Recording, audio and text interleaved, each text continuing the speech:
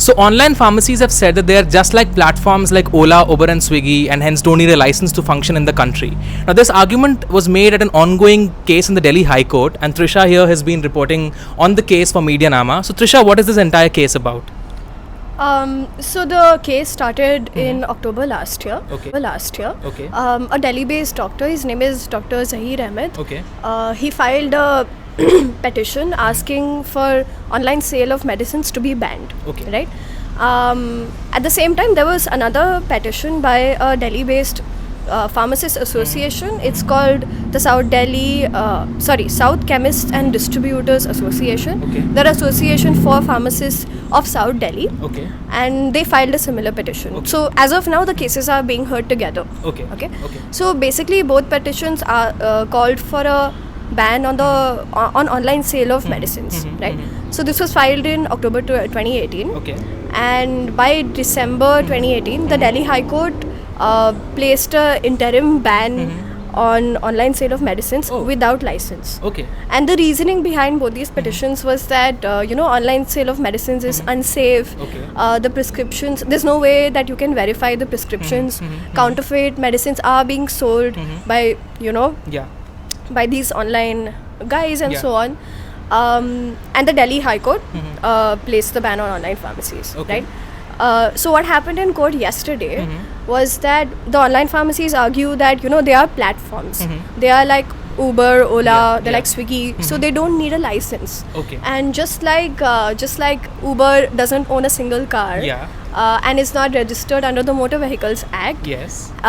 E-pharmacies are similar to them. That's their Right? argument. That's their Okay, argument. okay.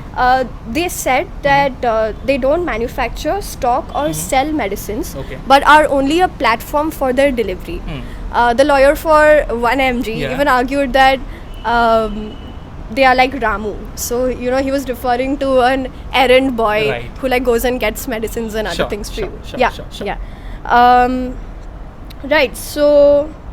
Achha, also this makes me wonder if there have been similar cases to this. Is the Delhi High Court the only High Court that's currently listening to this, or have we seen something? Okay, so that's interesting, right? So the Delhi High Court, when it was placing the ban, it actually cited a similar ban placed by the Madras High Court Okay. on online sale Okay. of medicines, Okay. right?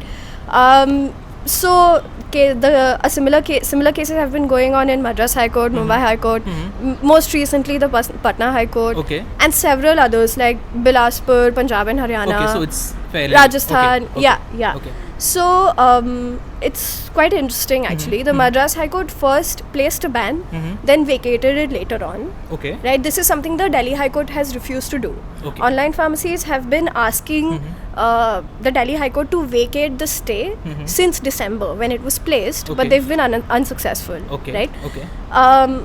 The Delhi High Court said when it was placing the ban, it said, Madras High Court has done so as well. Yes. So why there's no question that we shouldn't do it. Okay. But the Madras High Court has now vacated it. Yeah. And why have they vacated it? Yeah. Because it turns out that last year in August 2018, the government drafted rules to regulate online pharmacies, Okay. which would bring them into the fold of the Drugs and Cosmetics Act. Oh, okay. Okay. Okay. So what that would do is, under that new regulation, online pharmacies would need to be registered with the CDSCO. That's the Central Drug Standards Control Organization. Okay. Okay. Okay, and they have to obtain trade licenses from them. Okay. And it will basically lay down rules for those guys and bring them into the fold of the Drugs and Cosmetics Act, right? Okay. Right, so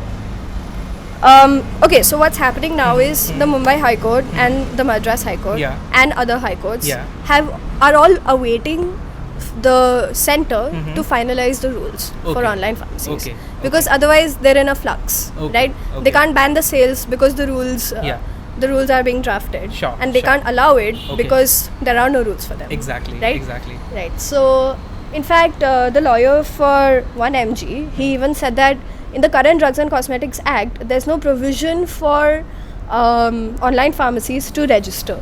So there's no provision for an e-commerce entity that is an online pharmacy to register under the act. So they don't fall under the purview of the act.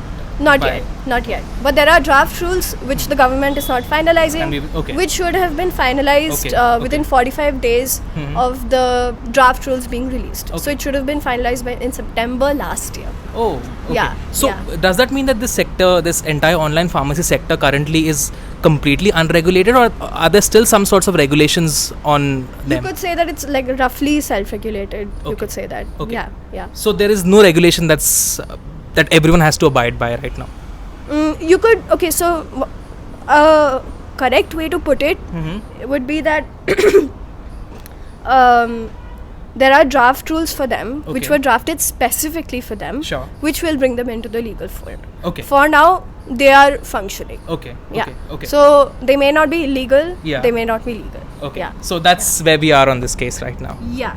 Okay. More or less. Cool. Okay. So there you have it. Online pharmacies claim that they are just like Ola, Uber and Swiggy, or as your mother would call, Ramu. This case is definitely going to be interesting, and for more such updates, please subscribe to MediaNama's YouTube channel.